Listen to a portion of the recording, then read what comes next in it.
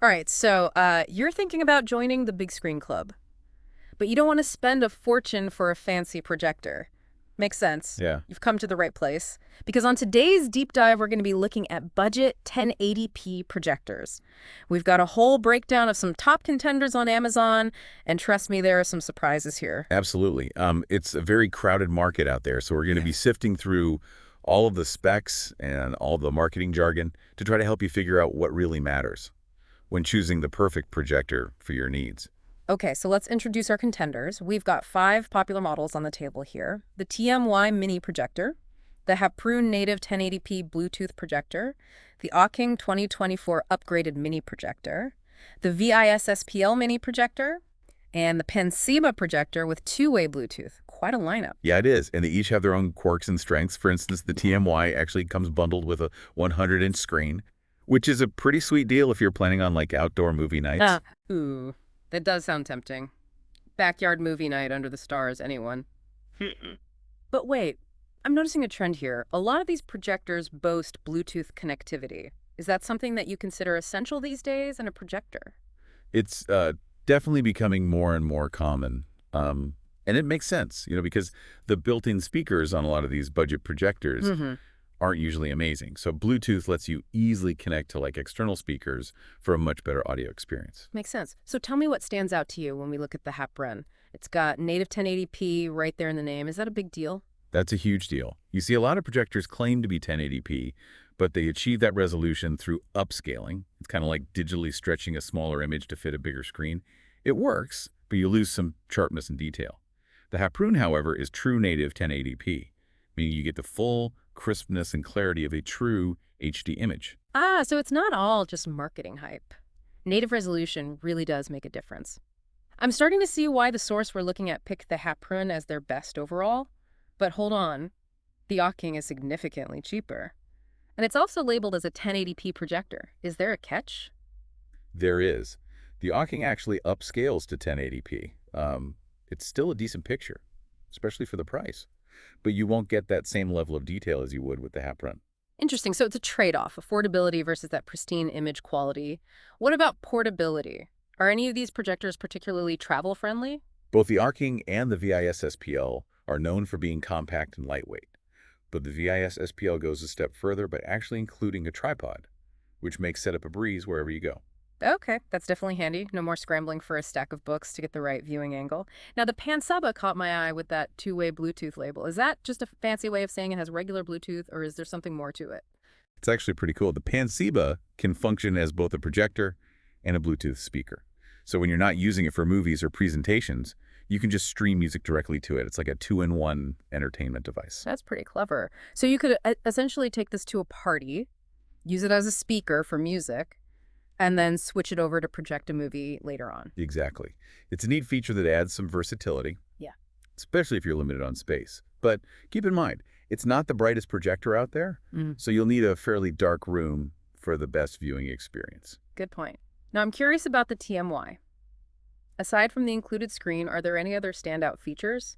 It mentions something about 9,500 lumens, but I'll be honest, I'm not entirely sure what that means in practical terms. So lumens are a measure of brightness, and 9,500 lumens is very bright. That makes the TMY a great option for outdoor use, where ambient light can wash out the picture from less powerful projectors. So think about it, you're trying to project onto a screen in your backyard as the sun is setting. You need that extra brightness to combat the fading daylight. Ah, that makes a lot of sense. So it's not just about picture quality, it's also about matching the projector's brightness to your viewing environment. I'm learning so much. But wait, there's something you mentioned earlier that I want to circle back to. Contrast ratio. What is that exactly, and why should we care? Contrast ratio is basically the difference between the brightest white and the darkest black that a projector can display.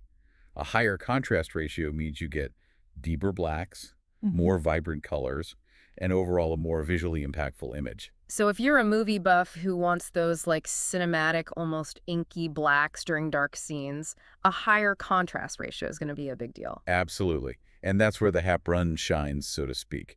It boasts a really good contrast ratio for a budget projector, making it a solid choice for people who prioritize image quality.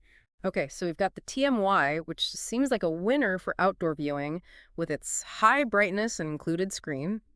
Then there's the Haproon, our current champion for overall quality, with its native 1080p resolution and excellent contrast ratio. We've also got the portable VIS-SPL, the budget-friendly Oking, and the multi-talented Panseba with its two-way Bluetooth. That's a great summary. Now let's break down these best of recommendations from our source a little bit further. They've picked the Haproon as the best overall, but I'm curious to hear your take on their other category winners and how they might fit different needs. I'm ready to dive deeper. Let's start with the best budget pick, which they awarded to the Oking. Is it really a steal, or are there compromises we should be aware of? That's a great question. I mean, on the surface, the Oking seems like a fantastic deal. It's significantly cheaper than the other models we've discussed, and it still claims to offer 1080p resolution. But as we know, it achieves that through upscaling. So is the trade-off worth it? Well, it really depends on your priorities and how you plan to use the projector. If you're on a tight budget and you're mainly using it for casual viewing, maybe watching some YouTube videos, Oh. or streaming shows where image sharpness isn't paramount, then the Oking could be a great choice. You're still getting a decent picture quality for the price. Right. But if you're a cinephile who's really into those high-quality visuals, maybe even using the projector for gaming where crisp details matter, then spending a bit more for the Haproon with its native 1080p might be a better investment in the long run. Exactly.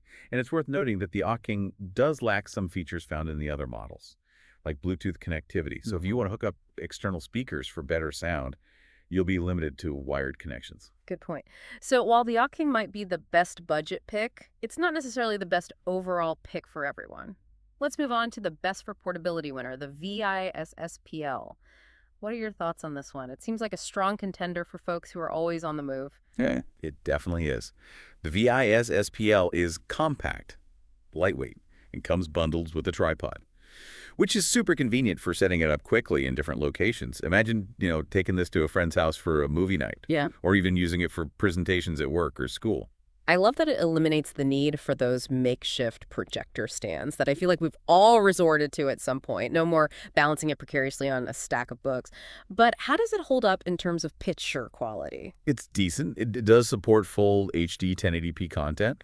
But again, it's important to remember that it achieves this through upscaling. So while it's a good option for portability, don't expect the same level of sharpness and detail as you'd get from a native 1080p projector like the Haproon. Got it. Portability often comes with some compromises. Speaking of compromises, the source chose the Panseba as the best sound and features pick. I'm a little bit surprised by this one. Why would a projector win an award for sound? Well, that's where the Panseva's unique two-way Bluetooth functionality comes in. Remember, it can double as a Bluetooth speaker. And while we always recommend external speakers for the best audio experience, the Panseba's built-in speakers are supposedly better than average for a budget projector. Okay, that makes more sense. So it's not just a gimmick. You could actually use this as a decent Bluetooth speaker when you're not using it as a projector. That's pretty cool. But they also highlighted features. What else makes the Panseba stand out? Well, in addition to the two-way Bluetooth, it also comes with a projector screen similar to the TMY. So you're getting some nice extras right out of the box. That's a big plus, especially for people who are new to projectors and don't want to go through the hassle of buying a screen separately. But is there anything we should be wary of with the Panseba? One thing to keep in mind is that it's not the brightest projector out there, so it's best suited for like a dedicated home theater setup where you can control the lighting. If you're trying to use it in a well-lit room, the picture might look a little bit washed out. Good to know. And that brings us to our final category winner, the TMY, which was crowned the best outdoor option. We've already talked about its impressive 9,500 lumens, making it ideal for combating ambient light. But what else makes it a good choice for backyard movie nights? Well, the included 100-inch screen is a major selling point for outdoor use. It eliminates the need to find a suitable projection surface and ensures you have a nice large screen ready to go.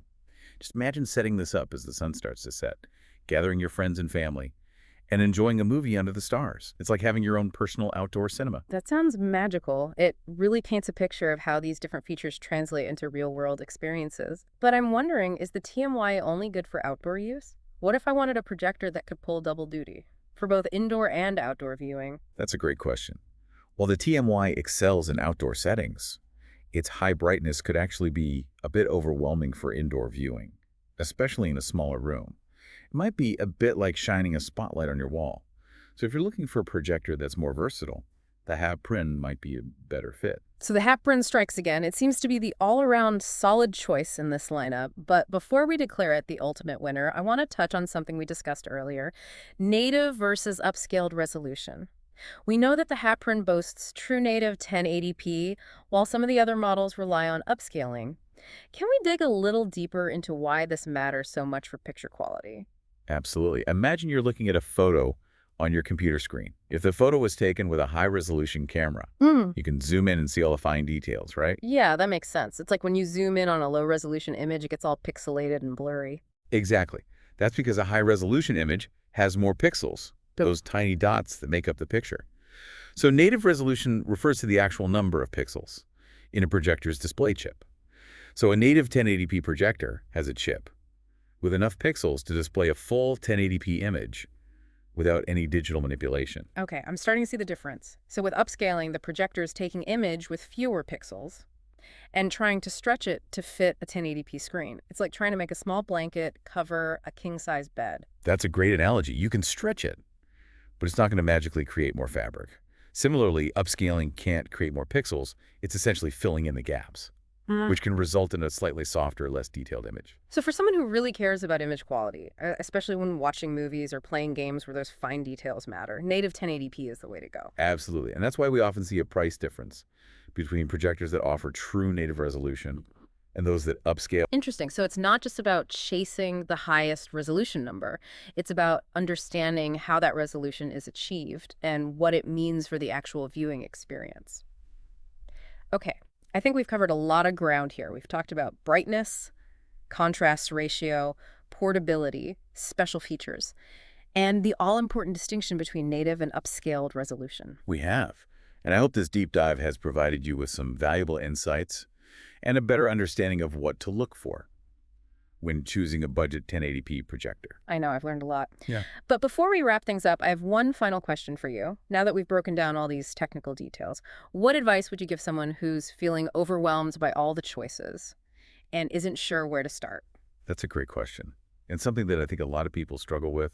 It's easy to get caught up in all the specs and the features, but ultimately the best projector for you is the one that fits your lifestyle and your viewing habits. Right. Once you have a clear idea of how you'll be using it, you can start narrowing down your options based on the features that are most important to you. Exactly. For example, if portability is key, you might prioritize a projector like the VISSPL with its compact size and included tripod. But if image quality is your top priority, then the Haprin with its native 1080p resolution and excellent contrast ratio might be a better fit. And don't forget about those special features. If you're planning on those outdoor movie nights, the TMY with its included screen and high brightness is a great option. Or if you want a projector that can double as a Bluetooth speaker, the Panseba offers that unique functionality. It's also worth considering your budget. While it's tempting to go for the cheapest option, remember that you often get what you pay for. Investing a bit more in a higher quality projector can often mean a better viewing experience in the long run. That's true. And don't forget to do your research. Read reviews from other users, compare specs and prices, and watch comparison videos if you can find them. Absolutely. There's a wealth of information available online. Take advantage of it and make an informed decision. So to sum it all up, start by defining your needs. Prioritize the features that matter most. Consider your budget. And do your research. It might seem overwhelming at first, but with a little bit of effort, you can find the perfect projector to bring big screen entertainment into your life. Yeah, I think that's great advice. And remember, at the end of the day, it's all about enjoying the experience. Whether you're watching a movie with your family, giving a presentation at work, or hosting a backyard movie night, the right projector can make all the difference. Well said. We hope this deep dive has given you the knowledge and the confidence to choose the perfect projector for your needs. Happy viewing, everyone.